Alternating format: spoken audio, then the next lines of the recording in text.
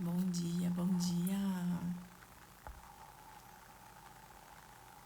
Olá. Bom dia, consultora materna infantil. Seja bem-vinda a mais uma sexta-feira, a mais um encontro para a gente discutir assuntos referente à área materna infantil, referente ao seu atendimento, né? Materno infantil.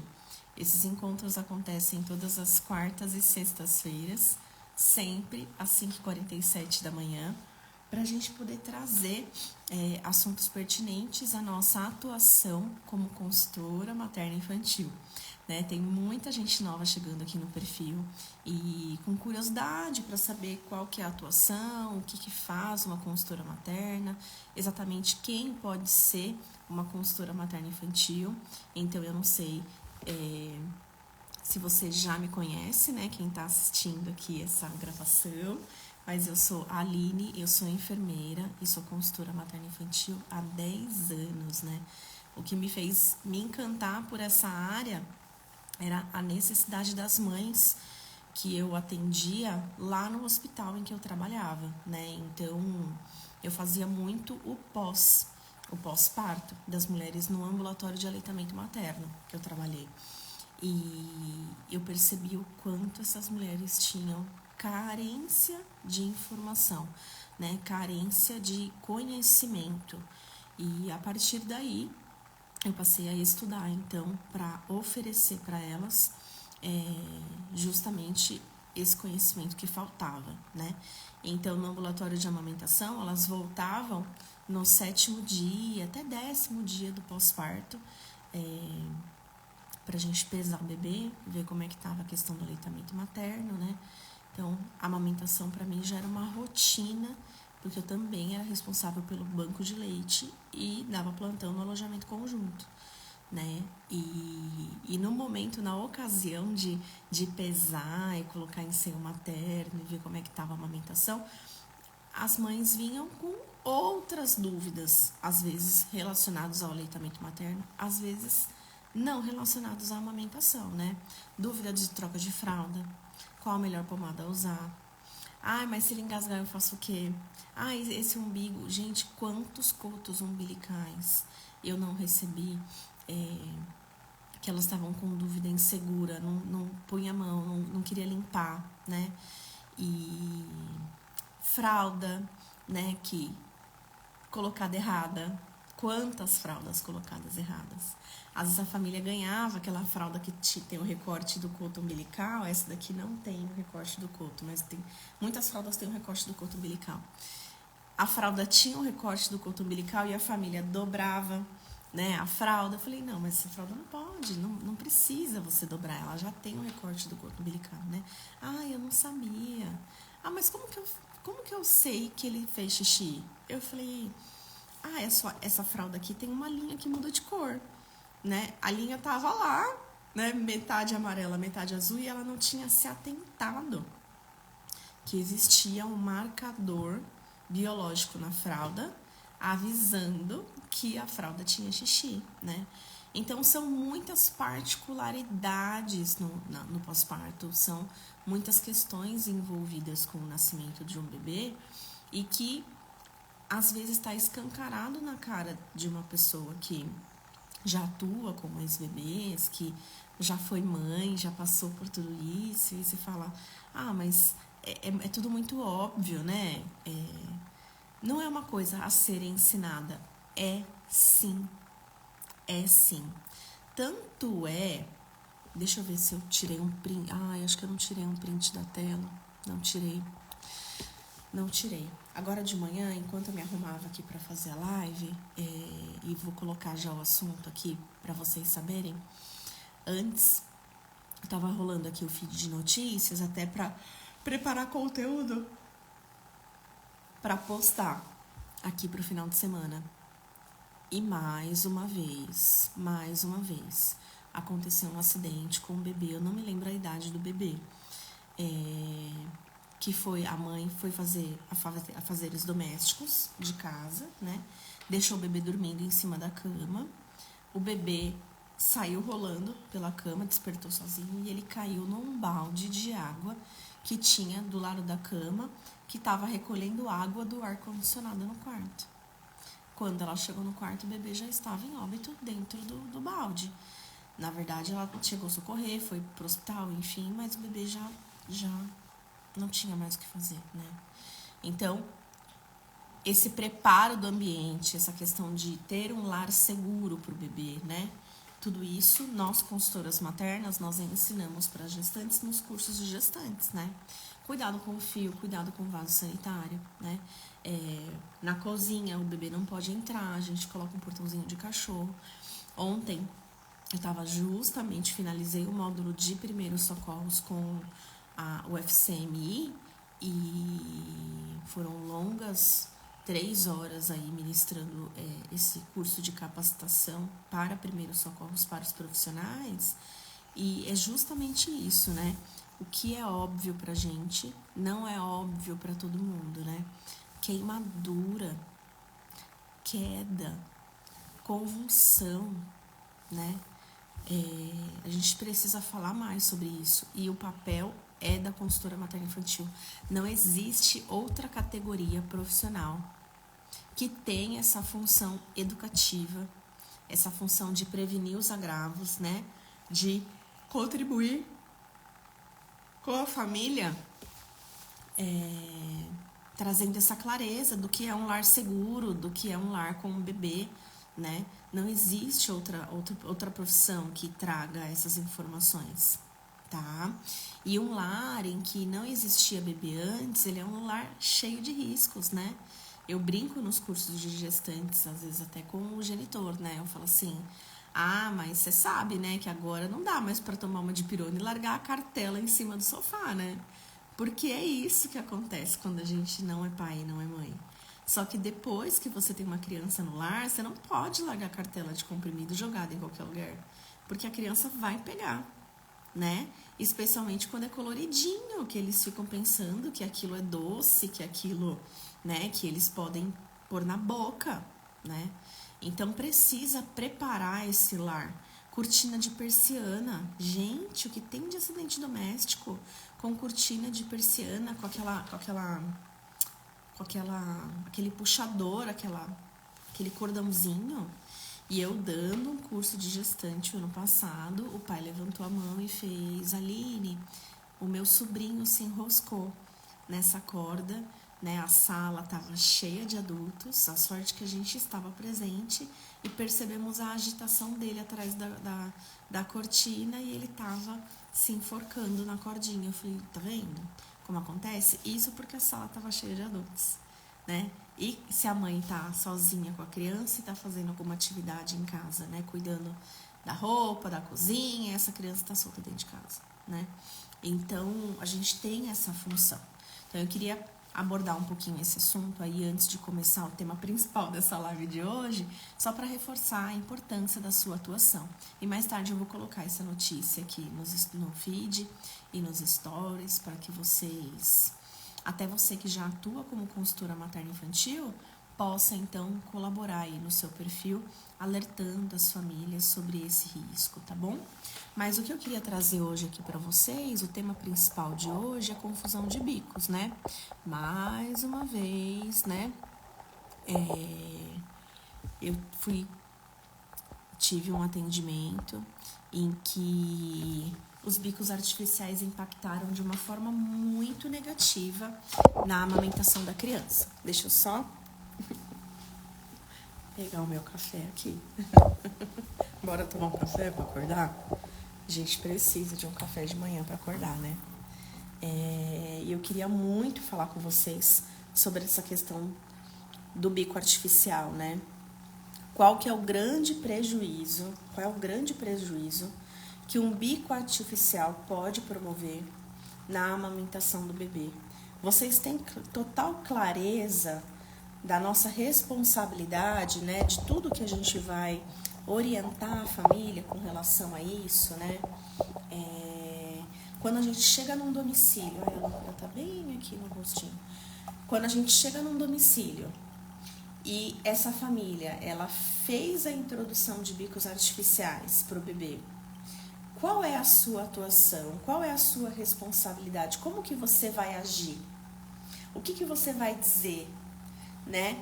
Porque dependendo da postura que você adota nessa orientação, no lugar de orientar essa família, no lugar de acolher a insegurança, porque ninguém dá chupeta porque quer, né? As pessoas dão os bicos artificiais na tentativa de acalentar o bebê, de resolver um problema. É sempre assim. Todas as pessoas que optam em oferecer um bico artificial para um bebê, elas optam em oferecer esse bico artificial. Essa lâmpada tá me matando, né? Elas optam em oferecer um bico artificial para o bebê na tentativa de resolver um problema. Aí você chega no domicílio, observa que o bebê está fazendo uso do biquinho artificial e no lugar de orientar os riscos e benefícios, né, se pôr no lugar da família, entender qual é o momento que aquilo foi posto na vida do bebê, você repele a família dizendo que não podia, não pode, isso aqui é contra a amamentação, isso aqui vai fazer o bebê desmamar do seio materno, né? Quando, na verdade, não é todo bebê que desmama do seio materno. E tem muita família que sabe disso. Então, olha só. Recentemente, eu atendi uma família, na verdade, a mãe e o bebê, porque o genitor eu não conhecia, ele estava trabalhando. Em que o bebê estava em processo de confusão de bico com cerca de 4 meses de vida, né? A mãe com baixa produção de leite, o bebê com muitos gases, né? Muito irritadiço em seio materno, ele empurrava a mãe, todas as características bem compatíveis com uma confusão de bicos instalada. Acontece que o primeiro filho dela, era uma menina inclusive, mamou em seio materno até os 2 anos de vida com chupeta, né? Então, para ela, era muito mais difícil entender, né, que a chupeta poderia estar impactando em todo aquele cenário que ela estava vivendo, sabendo, né, tendo vivenciado uma experiência positiva com a introdução da chupeta. Positiva no ponto de vista dela. Não estou dizendo, aí esquece essa questão ortodôntica de fala. Eu não estou colocando isso no jogo nesse momento, tá? No ponto de vista dela, foi uma questão positiva. Porque o problema que ela queria resolver quando ela introduziu o bico artificial na vida da filha mais velha, que muito provavelmente era choro, né? Que era aquela história do bebê ser um piercing de mamilo, não é assim? Ah, mas o bebê não largava do meu peito. Ah, mas é só com a chupeta que dormia. Ah, mas era um choro que não dava mais, queria peito toda hora, mesmo com a barriga cheia, não é assim que a gente ouve? Né? Então, o problema que ela tinha, ela resolveu com a introdução de bico e a filha dela não desmamou. E aí eu cheguei na casa dela e peguei uma informação. Opa, bebê irritadíssimo, não sei. Cheguei lá, elas já me receberam, ela e o bebê já me recebeu na porta da casa e o bebê já estava com um chupetão. A gente que é costura materno-infantil, a gente chega no domicílio e vê essas coisas e fala, matei a charada. Porque pelo WhatsApp antes, ela já tinha me falado quais eram as dificuldades que eles estavam vivendo. Qual era a razão da contratação, da consultoria, né? Então, eu já sabia mais ou menos o que estava se passando, só que ela não tinha me dito por telefone que tinha a introdução dos biquinhos artificiais na vida do bebê, na vida do menininho dela, né? E aí eu peguei uma informação, opa, olha aqui, ó, né? O bebê irritadíssimo no seio. Desde quando você introduziu a chupeta? Ah, desde a saída da maternidade. Ah, e por qual razão você introduziu a chupeta? Ah, é porque a demanda, eu sou sozinha em casa. A demanda com os meus filhos, a demanda com roupa, com comida, sou só eu. Então, esse negócio de ficar com o bebê pendurado no seio, né? Pra mim não dá desse jeito. E tá tudo bem, viu, gente? Porque A maioria das vezes em que o bico artificial ele é introduzido é justamente por isso, tá? E tá tudo bem, a gente nesse momento, a gente tem que acolher a família e entender quais foram as razões da introdução desse bico artificial. Não é julgar, é entender, né? O consultor materno-infantil, ele tem que ser, ele tem que se colocar muito bem ali no seu papel, né? Muito bem colocado, como um bom ouvinte, em primeiro lugar, né? Ter muita empatia. A mulher, ela não tá pedindo ajuda na amamentação, te contratando para ir contra você em momento algum. Ao contrário, ela tá te contratando porque ela tá precisando de ajuda, ela tá te pagando porque ela tá querendo ajuda, né? Então, jamais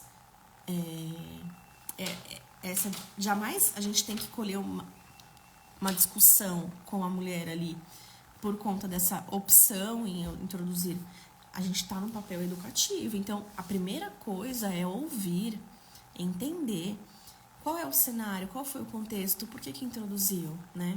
Ai, puxa, eu entendo, a demanda de cuidar de dois é muito intensa. Eu também sou mãe de dois, né? E aí a gente vai aumentando a nossa conexão com essa mulher para poder entender a dinâmica e se colocar no lugar dela, né? Aí o bebê, vamos colocar o bebê no seio para ver como que ele se comporta? Aí colocando o bebê no seio é aquela briga, aquela confusão, ele não queria pegar de jeito nenhum.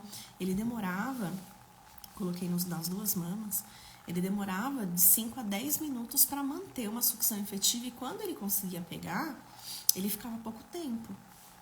Mas ainda estava numa boa curva de crescimento e desenvolvimento e não estava com o uso de fórmula, né? O pediatra ainda não entrou com fórmula, não precisou, né? Ela tinha bastante leite mesmo, nenhuma mama. Na outra mama, não. Uma das mamas ele já tinha rejeitado. Tô aqui relembrando, até porque já faz mais de um mês esse caso. Uma mama ele rejeitou porque o formato do mamilo era um pouquinho diferente e a outra mama ele ainda estava mamando. E como uma mama estava dando conta, né? Mas a questão é que ela estava tendo aquela diferença entre as mamas, né? Uma mama estava muito menor do que a outra. E aí a gente precisa, então, fazer essa desconstrução, ouvindo a mulher, né? E aí ela veio me trazendo uma série de coisas. A gente tem o dever de explicar para a mulher e provar para ela por A mais B que pode ser aquilo que esteja provocando aquela situação. Então, olha, sabe o que acontece? Quando o bebê, ele succiona o mamilo e succiona o bico da chupeta, ele faz movimentos diferentes. Vamos fazer junto comigo? Então, ó, quando você coloca o bico artificial na boquinha dele, ele só faz o ui, porque o bico é durinho, o bico não é elástico, ele não tem trabalho de succionar para lá para dentro. É muito fácil para ele, né? Então ele faz ui, e ele só usa essa musculatura oral. Quando você coloca ele em seio materno, ele tem o trabalho de fazer o seu bico, porque é um tecido mole, é um tecido vivo. Então ele precisa abocanhar esse tecido e ele com a musculatura orofacial, ele faz o bico. Para isso, ele faz o ai. É um movimento completamente diferente. E isso gera esforço para ele, né? E o bebê não quer ter esforço. Ele já sabe que existe um outro lugar que ele succiona, que mesmo que não saia leite, é um lugar que ele se acalenta e ele consegue ter facilidade. Porque, veja, para o bebê é importante a alimentação, ele sente aquela sensação do prazer de estar com a barriguinha cheia.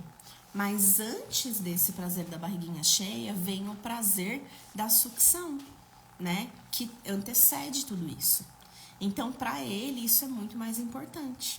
É por isso que a confusão de bico se instala facilmente em alguns bebês, outros não, né? E o quanto mais precoce a gente oferece um bico artificial para um bebê, mais cedo quanto mais precoce, mais fácil fica dele fazer uma confusão de bico. Não é a Aline que está dizendo, isso é fundamentado em artigo de pesquisa, né? A porcentagem de bebês que fazem confusão de bicos, né, que desmamam o seio materno, é grande, né? E aí a gente tem que colocar numa balança para avaliar o quanto está valendo a pena a introdução daquele bico. E sempre dar caminhos para essa mulher, alternativas para resolver a causa o que levou ela a introduzir o bico artificial, né? Então, no caso dessa família, por exemplo, a dinâmica familiar, a rotina, a exaustão dela ali em cuidar de tudo, é que fez ela introduzir o bico para o bebê ficar quietinho. E aí eu falei para ela o seguinte, escuta, será que não era o caso de você conversar com seu marido e ver a possibilidade de alguém para te ajudar pelo menos uma vez por semana, né? Nessas tarefas do lar? Ela, a gente não tinha pensado nisso, a gente estava priorizando a compra da nossa casa própria, que tá para sair. Eu falei, não, é super importante, mas olha só, né? A partir do momento que o seu neném, ele insiste nessa confusão de bicos, se a gente não corrige, vai ficar mais caro para vocês do que eventualmente ter uma ajudante aqui na sua casa uma vez por semana. Ela falou, mais caro? Eu falei, porque o leite artificial tá mais caro do que o leite materno. Qual o custo que você tem com leite materno, né? Então, a gente continuando nesse caminho do biquinho da chupeta, daqui um mês, as chances do seu bebê desmamar desse outro seu peito, que é o único que ele tá pegando agora, é muito grande. E aí o pediatra vai entrar com fórmula. Aí você vai ter que comprar fórmula, vai ter que comprar mamadeiras, ferver as mamadeiras. E o trabalho de preparar mamadeiras, até de madrugada, é muito mais complexo. É muito mais difícil. Ai, desculpa, gente. De manhã, meu café com leite tá esfriando aqui. É muito mais complexo, é muito mais oneroso, né? Faça as contas, uma lata de leite tá custando aí de 80 a 200 reais, a 250, porque se o bebê desenvolve uma intolerância, uma alergia, né, dependendo da marca do leite, o leite tá muito caro e ele dura uma semana, né? Se você pega uma lata dessa da mais cara, você paga uma ajudante no lar, né? Eu falei, então converse sobre isso com o seu esposo, porque e fora essa questão de imunidade, fora que o bebê pode ficar mais doentinho. Gente, fora tudo isso, tá? A gente tem que focar em uma ou duas estratégias ali. Não dá pra pincelar um caminhão de informações que ela não vai captar tudo aquilo que a gente já sabe, né? Então, a gente tem que ir com calma no domicílio dessa mulher e ir diretamente no que de fato poderia afetá-la, tá? Por isso que esse diálogo, essa escuta aberta, ela é muito importante no atendimento de aleitamento materno, né? E essa empatia de se colocar no lugar dela sempre, é uma regra. A gente tem que praticar essa empatia. E a gente consegue praticar, inclusive, fora dos atendimentos, para que chegando no atendimento a gente fique bem craque com relação a isso, né? Então, a confusão de bicos, ela é real, né? E ela acontece com muita frequência, mas não está no radar de muitas pessoas. Veja, é tanto artigo falando sobre isso, né? É tantos estudos de caso. Eu fui uma mulher que dei a chupeta pro Breno, e o Breno desmamou com 2 meses. Ele me empurrava na madrugada, assim, ele me empurrava querendo mamar. Parecia, não querendo mamar, parecia gente grande mesmo, sabe? Pra mim foi muito nítido ali, mas só percebi depois, quando eu fui trabalhar em banco de leite. Na época eu era graduanda ainda de enfermagem. Eu não tinha noção do que era uma confusão de bicos. O pediatra também não me alertou sobre isso. Via o Breno com chupetão nas consultas, nunca me falou nada. Então o Breno evoluiu para uma confusão de bicos, né, por conta da introdução da chupeta e da mamadeira. Enquanto eu estava na faculdade, davam o leite para ele ordenhado, porque eu tirava, mas davam na chuquinha. Então, rapidamente, ele desmamou do seio, né? Então, se você vai conversando com as pessoas sobre a frequência que um bebê mamou no seio, você vai ouvir assim, mamou. Tá, mas mamou quanto tempo? Ah, mamou 3 meses. Não, então não mamou, gente. Assim, mamou, gente. Claro que mamou, tá? Mas por que que desmamou? Né? Tudo bem que às vezes a pessoa tá ali num diálogo aberto com você sobre outras coisas, ela não quer falar sobre isso. Mas você que está estudando consultoria materno-infantil, você que está se aperfeiçoando aí, né? Que está querendo entender com que frequência um bebê se faz a confusão de bico, você pode perguntar, falar, a título de curiosidade, mas mamou quanto tempo? Ah, mamou 3 meses. Ah, mamou 3 meses, mas por que que desmamou? Ah, porque ele quis. Não tem essa de, porque ele quis. Um bebê, ele se apaixona pela amamentação, ele se apaixona pelo seio materno, ele não larga mais. A Bia até hoje, se ela me vê tomando banho, ela quer mamar essa menina, né? 7 anos. Nunca vi um bico artificial. Então, os bebês, eles se apaixonam pela amamentação, de um jeito, assim, que eles não desvêm mais. Eles só desistem de mamar se eles conhecem um bico artificial, seja chupeta, seja mamadeira ou outro utensílio que tenha o formato de bico, tá? Que hoje tem um monte, né? A indústria é bem ligeira para te ajudar aí na contramão da amamentação. Então é importante que você saiba conduzir isso para também não ser uma consultora chata, para não ser uma consultora que ela é radical, ela é contra a bico artificial. Não é que ela é contra, é você que vai decidir, não sou eu.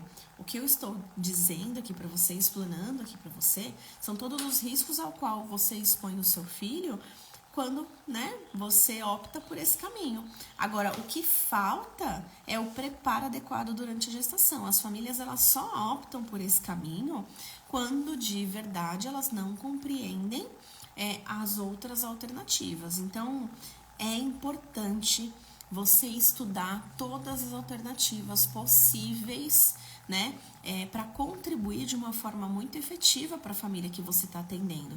Ah, então eu introduziria bico artificial se o bebê chorasse muito e eu não soubesse o que fazer. Tá, mas você sabe por que o bebê chora? Você sabe que o choro é uma forma de se comunicar, né? Você conhece a esterogestação? As 5 formas de acalmar o bebê sem recorrer à chupeta, né? Tudo isso são possibilidades que você vai desenhando com a família, que vai afastando a ideia da introdução de bicos. E às vezes, gente, por isso que é muito bom criar esse vínculo na gestação. Quantas vezes a família acaba não esquecendo? Recentemente eu falei com uma mãe que eu prestei assistência ao parto em 2022, 2023, finalzinho de 2023. E a bebê vai pra escolinha, tudo. E ela, eu vou ordenhar o meu peito e eu queria saber de você qual é o melhor bico de mamadeira pra gente. Eu falei, como é que é? Eu queria saber de você qual que é a melhor, porque eu vi esse daqui que tá imitando o bico do seio materno. Eu falei, você já esqueceu tudo que a gente conversou? Eu tenho liberdade com ela, né? Eu assisti o parto dela, a gente se conheceu no começo da gestação, foram muitas consultas, eu fui na casa dela, levei minha filha na casa dela. Por isso que criar esse vínculo é muito legal, porque você acaba tendo um papo mais direto ali com a pessoa e o que você diz é muito bem acolhido e recebido pela paciente, né?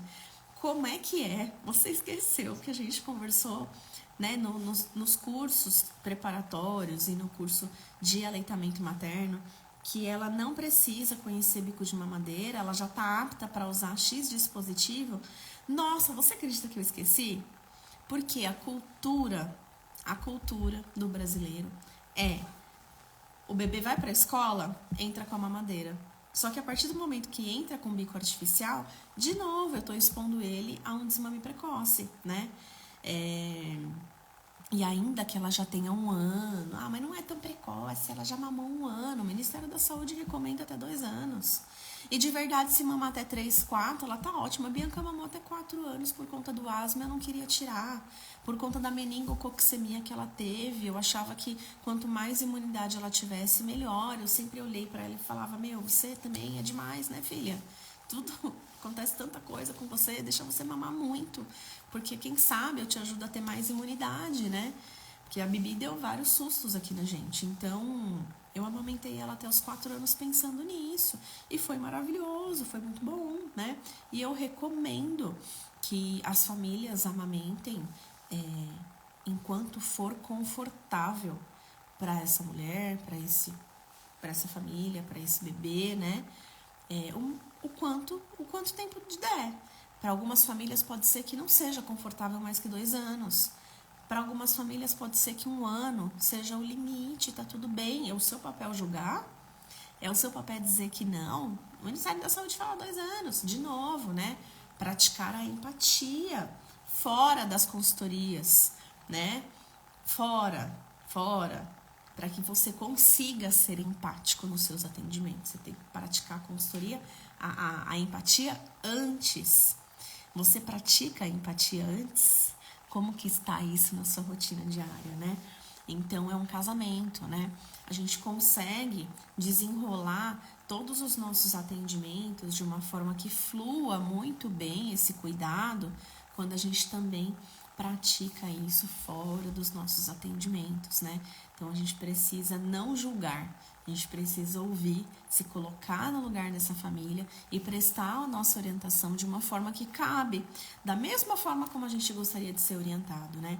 Então, eu como mãe do Breno, lá 14 anos atrás, como que eu queria que tivessem me orientado? Como que eu queria que alguém chegasse em mim e dissesse: tudo isso está acontecendo por conta da chupeta, tira a chupeta e a choquinha. Eu tirava imediatamente, eu tirava. Se alguém me dissesse, eu tirava.